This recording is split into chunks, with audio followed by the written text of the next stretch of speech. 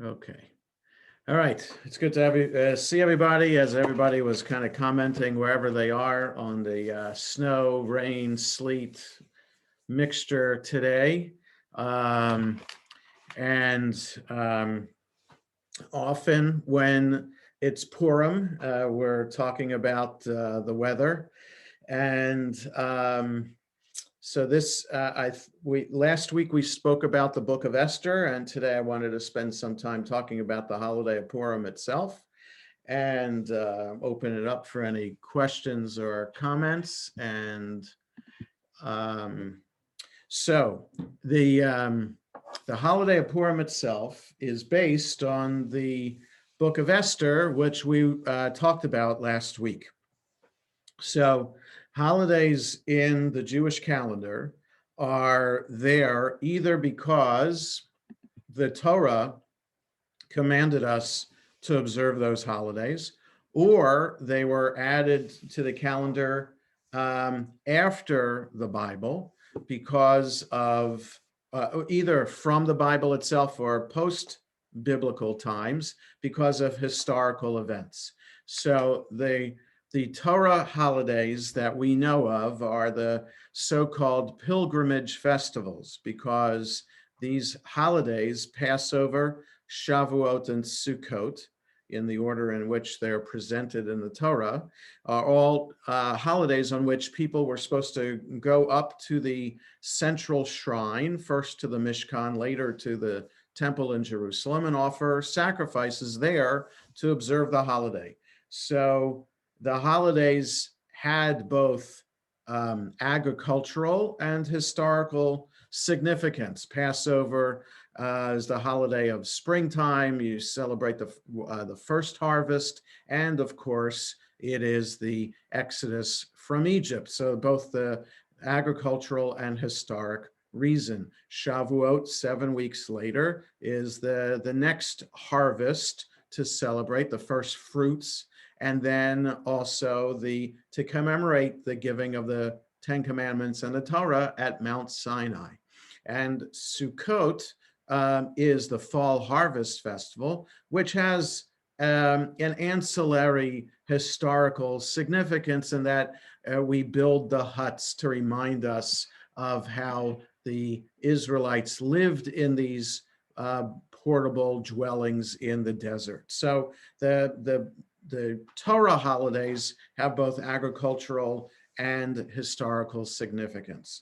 Post-Torah, the holidays that are added to the calendar are purely historical. They're not agriculturally based. So aside from Purim, which I'll get to in a moment, we have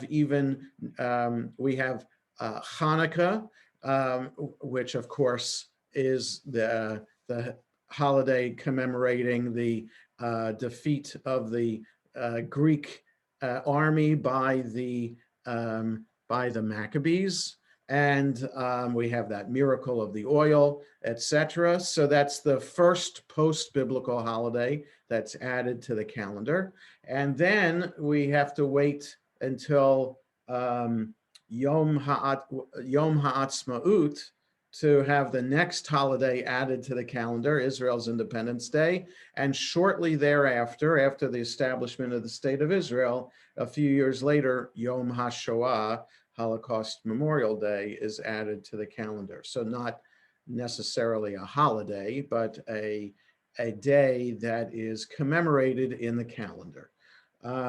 So Purim then is the first holiday after the Torah to kind of break from that pattern that we have in the Torah of pilgrimage festivals. So in the scheme of things, pilgrimage festivals, Passover, Sukkot, and Shavuot, are considered major holidays. So major in the terms, not in terms of popularity, but in terms of how the holiday is supposed to be observed. So Passover and Sukkot especially are week-long holidays. The intermediate days of the holiday are so-called weekdays, or the Chol HaMoed, intermediate days of the holiday. But They are major in that you're supposed to refrain from work on the first and the last day of the holiday. You're supposed to go up to Jerusalem and offer a sacrifice, and extra prayers are added to the service, especially Hallel, the Psalms 113 through 118, which are added to the service as extra psalms of praise to rejoice for on the festival day. So any holiday that is not a Torah holiday is a so-called minor holiday. So not in terms of popularity, but just in terms of how it is observed. So Purim is considered a minor holiday in that you're allowed to do work on the holiday. And there's no sacrifice that was brought to the temple in Jerusalem to observe it. And we don't even add Hallel to the service. Those, again, Psalms 113 to 118 are not added in the service for Purim.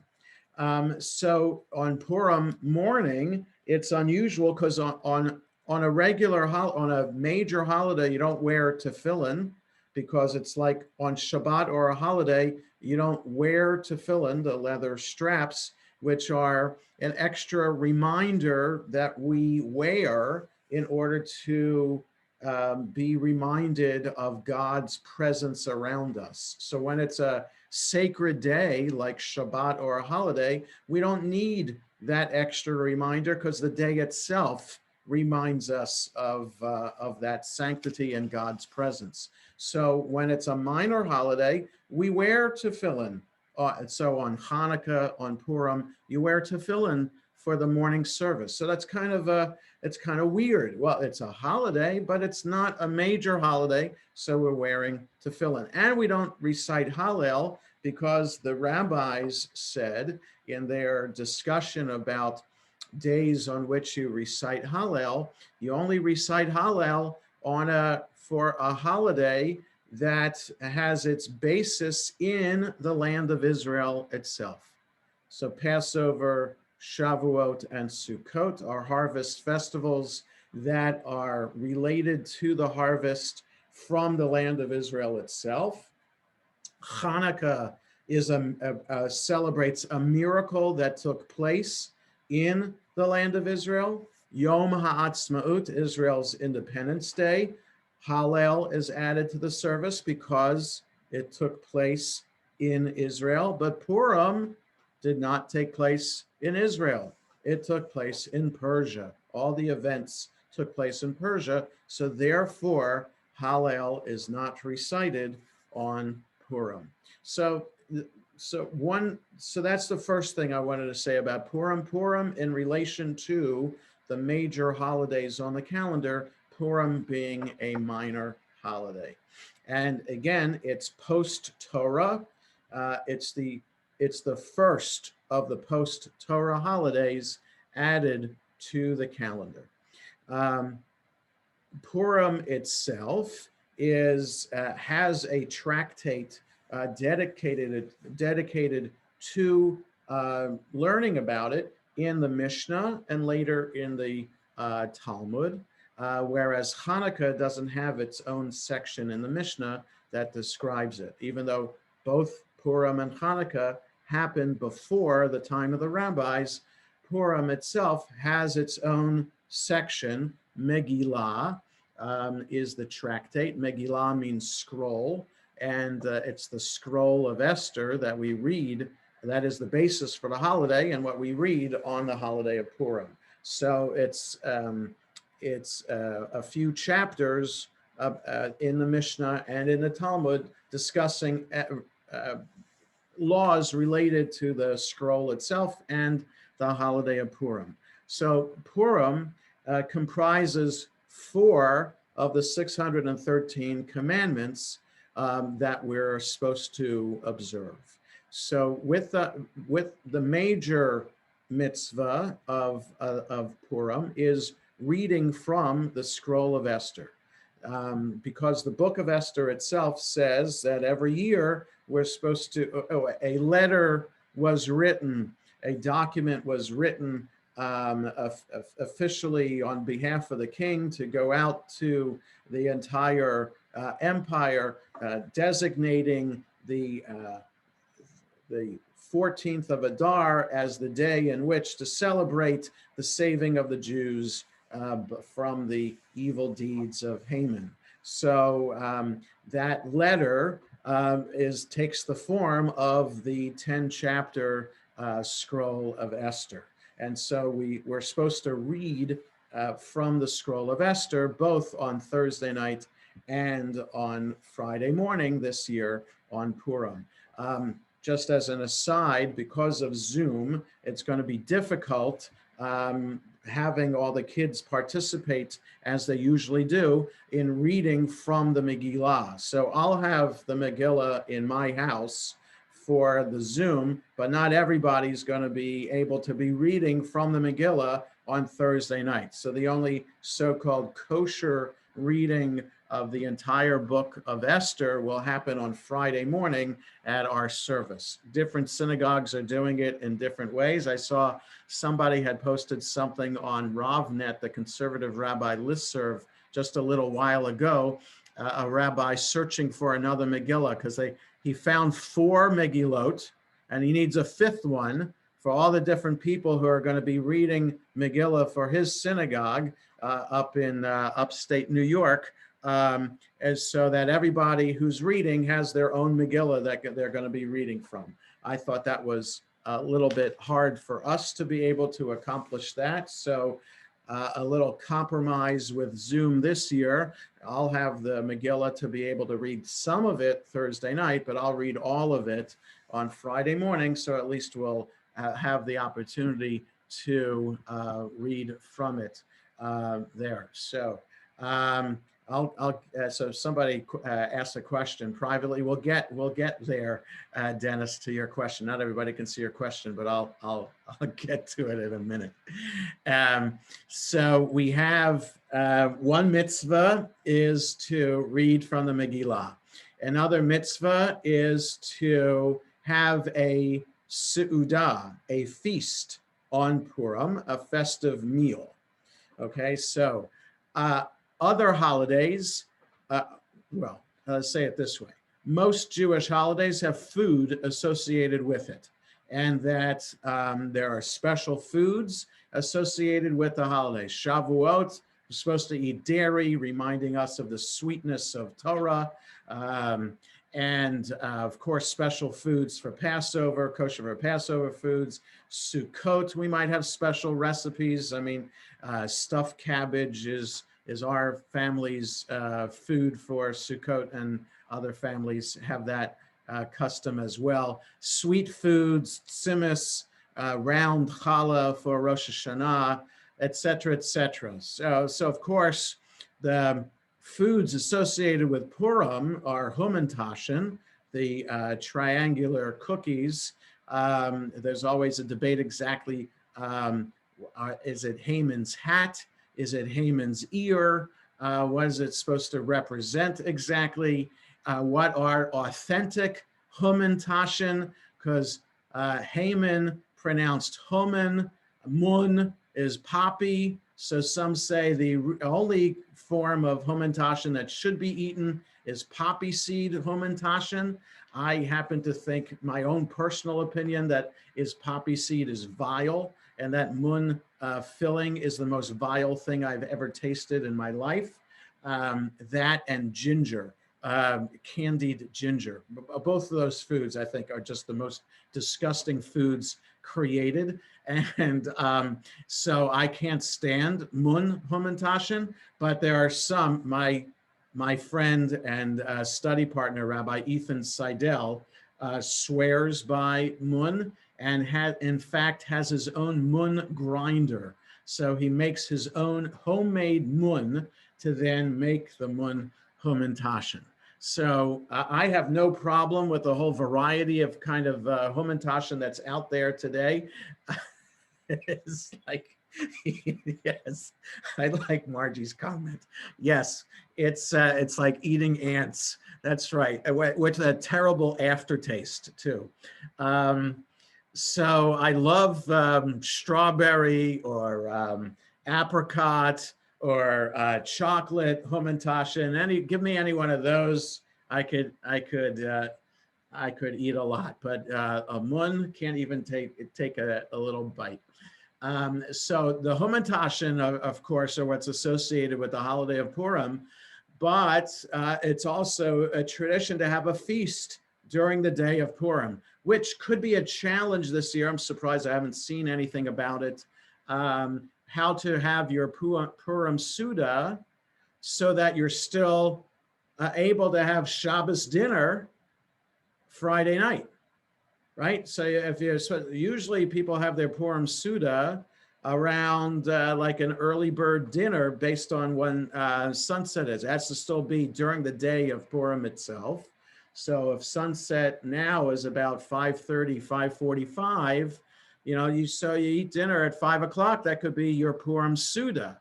But Shabbos dinner this year, so that's Friday, Thursday night, Friday night dinner, that has that impact. So you'd have to have your Purim Suda at lunchtime this year instead of because you can't combine. By the time you have Shabbos dinner, it's Shabbos already. It's not Purim anymore. So you can't combine the two meals into one like that. So so that's another mitzvah, the Purim Suda itself. We'll get to some customs that are associated with the Purim Suda itself in a moment, but the two other mitzvot then. So reading the book of Esther is one mitzvah associated with Purim. The other is having the Suda, the feast, the festive meal during the day, because that's how the Jews celebrated in Persia, the defeat of Haman's plan. And then the Jews also celebrated by giving gifts to each other, mishloach manot, ish l'reyehu. Gifts were sent, manot, gifts, portions, mishloach, the sending of gifts from one person to their neighbor. So that's for those of you who came by the shul yesterday between 12 and 2, and others had it delivered to your home, where we had the Purim bags for everybody in the congregation delivered yesterday, a little bit early for Purim, because the mitzvah is actually to do it on Purim day itself, but that's kind of hard to do when Purim is not on a Sunday. And the other idea is matanot le'evionim, gifts to the poor. So it is a mitzvah to give charity to the poor on Purim itself. So there are 4 mitzvot then: reading the book of Esther, having a feast, giving gifts to friends and neighbors, and giving charity to the poor. So 4 of the 613 commandments are there associated with Purim. Everything else that we know of about Purim are all the customs and added traditions to all of these mitzvot. So when it says to the mitzvah of reading the book of Esther, so the traditions surrounding reading the book of Esther are, of course, while reading the book, we're supposed to drown out Haman's name, so that to kind of fulfill the tradition of blotting out the memory of Amalek, the nation of Amalek, which we read this past Shabbat as part of Shabbat Zachor, to blot out their memory. So Haman, who is called an Agagite, and the king of Amalek was Agag. Hence, Haman is descended from Amalek, and by going boo, or some people, there's a tradition in some parts of the world for people to write the name Haman on the bottom of their shoe. And every time Haman's name is read, you stomp your shoe on the floor, so that by the end of the Megillah, you have wiped out Haman's name, literally. Like the Torah says, timche, erase or blot out, zecher Amalek, the memory of Amalek. So by writing Haman's name on your shoe and then stomping the floor with your shoe, so that however many times Haman's name appears in the book, you blot out his name literally by erasing his name on the bottom of your shoe. So I've never done that, but I've seen that. I read about that's a custom. Of course, we have groggers, some kind of noisemakers to drown out Haman's name. And we've had the custom, as well as many other modern shuls in America. When we were together in person, we encouraged people to bring a box of pasta, to use that as the noisemaker, right? The noodles inside the box making the noise, and then donating that box to only help, like leaving it in the bin at shul, and it would be donated after. So there you fulfill two traditions at once, blotting out Haman's name with the same box of pasta, which is then donated to the poor. You fulfill the mitzvah of matanot la'evyonim by doing that. We're supposed to, when we read the book of Esther, we're supposed to read the story in a state of inebriation, which was Dennis's private message to me. This custom, where does drinking on Purim come from? This idea that we're supposed to drink so much that you don't know the difference between blessed be Mordechai and cursed be Haman. And so there's a funny story. It's meant to be a funny story. It's a bizarre story, but it's a funny story in the Talmud about one rabbi who invited another rabbi to celebrate Purim in his house, and they got drunk together and they got into a fight, and the one rabbi killed the other rabbi. And when Purim was over, realized what he had done, prayed to God to say, how could this happen? I didn't mean this. I got so drunk, I just didn't understand what was happening. And the rabbi was brought back to life. Next year, the rabbi, this is the funny part, the rabbi invited that other rabbi to his house again. And that other rabbi said, do you think miracles happen more than once? There's no way I'm coming to your house again. So that's the story, to kind of go with the drunkenness on Purim, but also to go with highlighting the power of the rabbis, that they're able to invoke God's name to make miracles happen. But the idea then to get drunk on Purim so that you don't know the difference between who's the hero and who's the villain in the story. So Dennis appropriately is the one who asked that question, because he was the one who always has the bottle of Slivovitz with him, or some other hard liquor at shul, passing out shots to people during the story. I kind of have mixed feelings about that.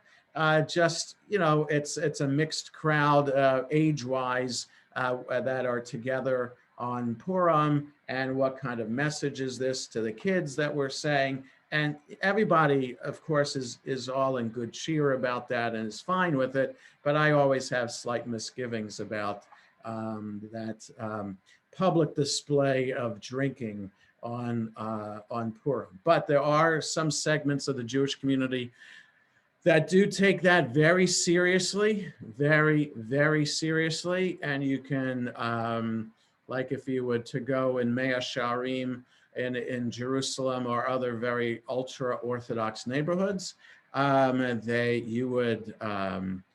would be lots of bottles being passed around on Purim night.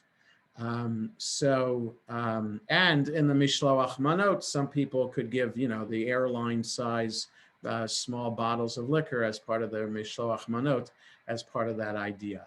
Also, of course, the other major thing associated with the reading of the book of Esther is being dressed in costume, coming dressed in costume, not just dressed as the characters in the book of Esther itself, but it's been expanded to dress up in whatever kind of costume you want because of the fantasy nature of the book itself.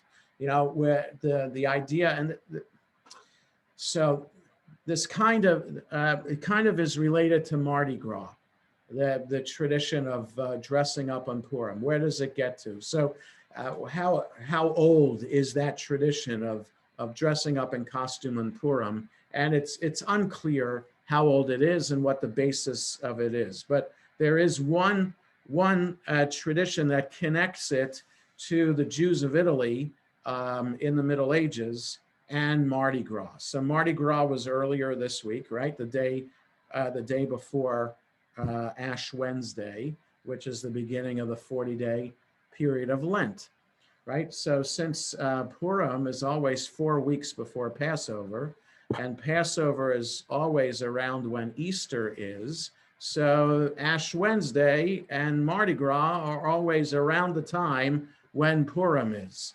So, in those, the period of Lent leading up to Easter was also a time for communities, Christian communities in Europe especially, to put on the Passion Play, right? A play in which the short life and crucifixion of Jesus are depicted in this play.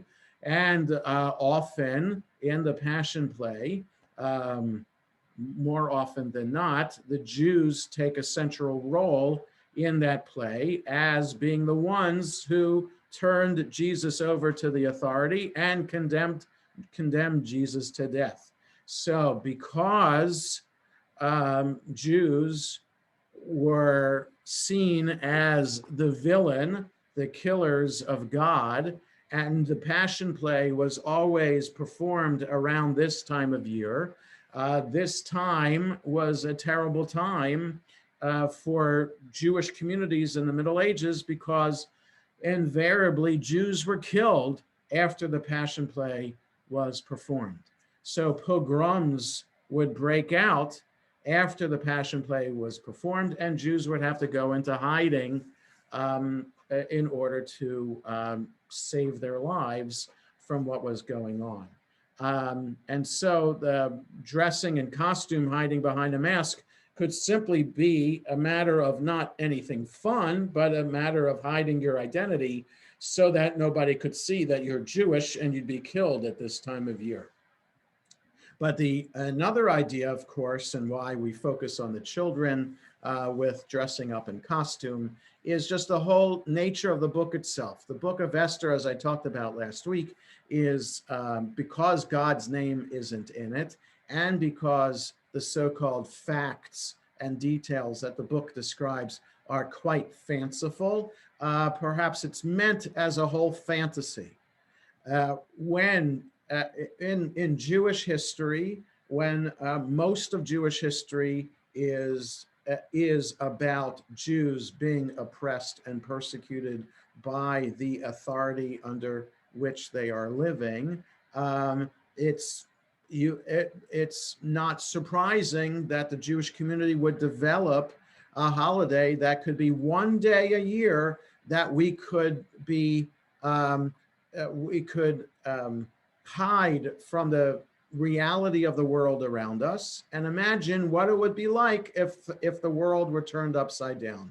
Instead of us being oppressed and persecuted 364 days a year, why wouldn't it be possible for one day a year to imagine what it would be like on top in power? So the book of Esther itself has the vengeance of the Jews of Shushan and the Jews of Persia killing Persians for 2 days in a row. That's chapter 9 in the book of Esther talks about that.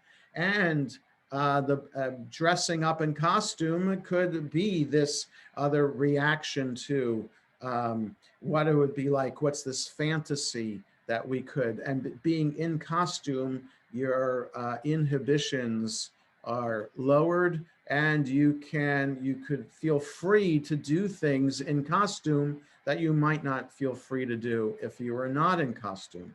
So and getting drunk adds to this as well, right? So that when you are inebriated, you do things that you might not even remember doing, and you could feel sorry about later for doing, but most of the time, when one is slightly tipsy, they're acting silly. So the silliness, the escape from reality, the dressing in costume and as figures that if only we could be like Esther, if only we could be like Mordecai, if only we could be like Superman or whoever else you're dressing up as, wouldn't that uh, be marvelous? So you have these traditions that go with it. And finally, there's also the tradition of having a Purim spiel, some kind of Purim play, either on the night of Purim itself or at the Suda, to have a Purim spiel, or to have Purim Torah being taught, or even a Purim kiddush being sung, right? So on other holidays, the so-called major holidays, again, Passover, Sukkot, Shavuot, and of course Shabbat, we have a kiddush that's associated with the holiday. We celebrate the onset of the holiday by singing kiddush over wine or grape juice. There is no kiddush for Purim. There's no challah at the Suda itself. I mean, there's no special blessings that you would recite at the Suda than you would recite at any other meal that you would eat during the week. So the tradition developed of having a Purim kiddush. So you'd kind of like take verses out of context from the Torah, from the Bible, and some teachings of the rabbis, and make up some kind of funny kind of kiddush. And by extension, you would do that with Purim Torah as well. So when I was in rabbinical school at the seminary, there was a tradition to have such Purim Torah, to have a Purim Suda during the day of Purim, and the students would get together to come up with some Purim Torah, where they would make fun of the professors or do some kind of, it's kind of like, what John Oliver does with the news, or, what Jon Stewart did with the news, or the late night hosts do with the news, kind of a parody of the news itself. This is more kind of that kind of parody, a parody of Jewish studies. So, there's, if you were to Google, if Christmas were a Jewish holiday, there's if you Google that, there's a comedian who does a long riff on if the Christmas tree was discussed in the Talmud, that you can imagine the discussion in the Talmud about what kind of tree it has to be, how high it has to be, when do you cut down the tree, when do you bring it into your house, all these things, legalisms that you can come up with if Christmas were a Jewish holiday. So that kind of discussion would be considered Purim Torah. You kind of make fun of the halachic system itself, the rabbis themselves. And you could also kind of, there are all other kinds of Purim spiels around. I remember the Jewish day school I went to in New Jersey, Kelman Academy in Cherry Hill, New Jersey. I remember in third grade, I think it was, that we did a Purim play, and of course the parents were invited. And because it was a Jewish day school, we did the play in Hebrew. So what I remember. This was, I was third grade. It was what, 50 years ago, something like that. But I do remember this, that I was Haman, and that we all had to memorize our parts in Hebrew. And what I still remember to this day is the teacher said, "Don't worry if you forget your part, just make it up. The parents won't understand what you're saying anyway, because you're talking in Hebrew." And I remember thinking to myself, I don't know if I said it out loud, but my father will understand. So I had extra pressure on me to make sure that I had memorized my lines correctly, because I knew my father would notice whether I had the Hebrew correct or not. So that's what I remember about a Purim play that I was in. So you might remember Purim plays that we've had from the synagogue when Lisa Arbor and Cantor Wendy were with us, a few Purim plays that we had then. And so, lots of fun we've had putting on these Purim plays. So all of these are the traditions, the four mitzvot plus the other traditions that are associated with the holiday of Purim. Of course, in Israel, it's a much more celebratory holiday, being a Jewish country. There are Purim parades that happen in Israel. And I remember when I was in Israel for my year at Hebrew University that there were organized trips to poor neighborhoods across Israel that we would go in costume and kind of be with the kids in these after hours kinds of community centers and kind of bring joy and cheer to the community at that time. So lots of extra things that are associated with the holiday of Purim. So any questions or comments about the holiday? I think that's really all that, because it's a minor holiday, there's not much more that we have to that we can say about the holiday itself. Because it has become kid-centered, and therefore it's one of the more popular holidays. And certainly if schools were in session, day schools and Hebrew school were in session, there'd be a lot of time spent on learning about Purim. We'd have the Purim Carnival with games and stuff on Sunday. It was supposed to be on Sunday the 28th. There's a virtual Purim Carnival that we're having instead. But that certainly was a lot of fun too, with having those different games and stuff brought out the community. So hopefully next year we'll be able to have the Purim Carnival too. So if there are no questions or comments that you have about Purim, that would be, that's all I wanted to share today. Next week, we'll start talking about Passover. So we're going to spend 3 weeks doing different kinds of 4 weeks, actually, according to my plan that I have here. We'll talk about the special maftir that we read next week, Shabbat HaChodesh. And we'll talk about the 4 special Shabbatot that you have between the beginning of Adar and Passover. Then we'll spend a couple weeks on the different laws of Passover, and we'll also spend some time on the Seder itself and go through the Seder. So the next several weeks will be Passover oriented. So I hope everybody has a good rest of the day. And so Purim this year, 7:30 on this same Zoom link for the brief evening service and the Megillah reading, 7:30 Thursday night, and the same Zoom link 8 o'clock Friday morning for the regular morning service plus Megillah reading then too. So have a good rest of the day and stay safe and healthy. All right, thank you. And Yasher Yasher Koach. Thank you. Good day. Yes, Yeshua. Yasher Koach.